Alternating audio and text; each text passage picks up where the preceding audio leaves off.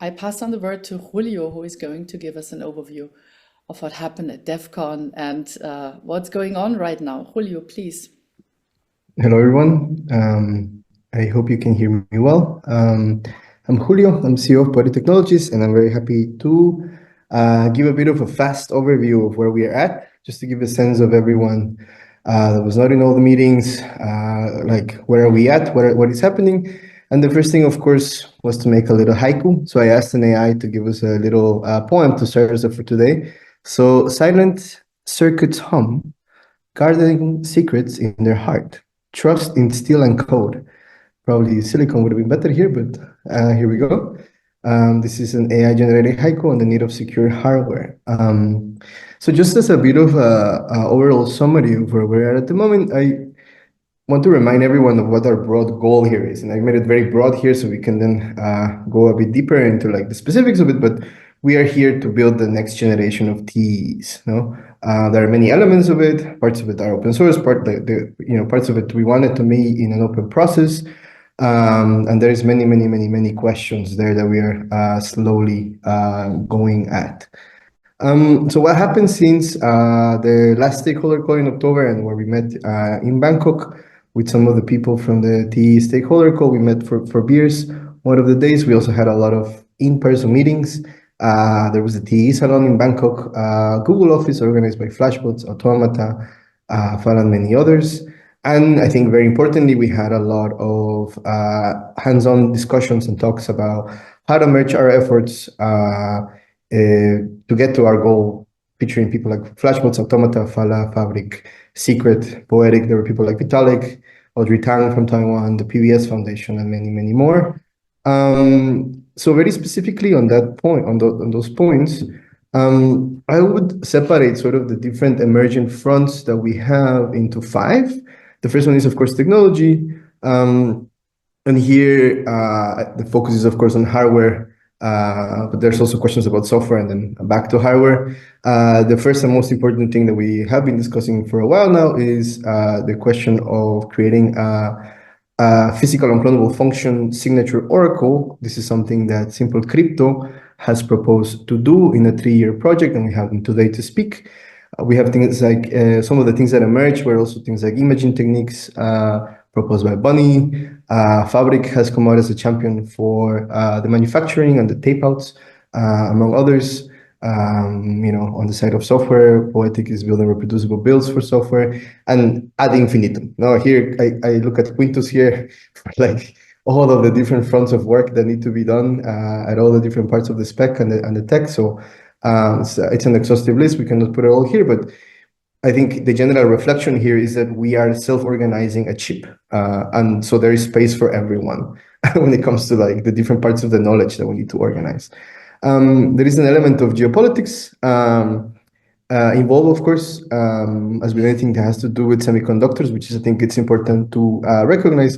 Michael himself is in Taiwan right now, where TSMC is like the biggest manufacturing of chips today. And so we had, among our conversations, Audrey Tang, who was very positive, actually, about the possibility of potentially open source parts of the process for the production of such chips. What she recommended was actually to make a pilot whereby we can test the technology and then see in which ways it could be implemented within a broader agenda that the Taiwanese government could potentially take on. This was some of the ideas that were floating around, but there's definitely a question there of like, where does this knowledge come from? What is it used for? How could we leverage it? And what's the right way here? And I think a question that comes up at least for me is, what is our threat model when making this chip? The third thing is legal. So what's the right vessel? So the consensus so far, more or less, has been that we want to have a non-for-profit vessel capable of receiving and executing funds towards the different parts of the work that need to be done. And so in that regard, PBS was floated as a temporary vessel that could potentially help us in moving ahead. But there was this question that we had with lawyers from the Electronic Frontier Fund, and others talking about the need for a legal defense fund. And giving us advice on what is the right legal vessel based on a technical spec. And this is something that Flashbots has been for sure leading. And we're going to talk a little bit about this today as well. So there were some models and some names that were like moved around, pushed around in terms of like how do we organize this? I think Tina called it something like a syndicate. So I kind of brought it up here. Like, are we making some sort of like a chip syndicate? Is this a type of foundation? These things we don't know, but definitely what we see is that we have all these diverse actors that can provide different knowledge, different work to the production of these chips. So the question is now, how do we organize this across the whole supply chain, so to say? So this is kind of where we're at the moment. This is one of the biggest blockers, I would say, in terms of moving ahead, the legal front. Then there is this fourth element that came up, which was funding, obviously, and specifically with the funding, something that Tina from Flashbots emphasizes that it's not so much about the what, like, yes, we want to fundraise for this, but it's about the how. And I think this is important. Like, how do we raise and how do we organize the process of the funding to the different parts that need to be paid and organized is very important. So, for example, some of the lowest hanging fruits, the proposals that have come up is, of course, funding Simple Crypto. They have a proposal for 950K euros. There's, of course, today we're going to talk also about IC3 and the proposal to give them 150K as a form of collective action and sponsorship towards supporting academic work within IC3, specifically Sylvain Villemar's work. And of course, the last point is coordination, community coordination. And here I want to wink at Quintus again for coordinating the coordinators, as in,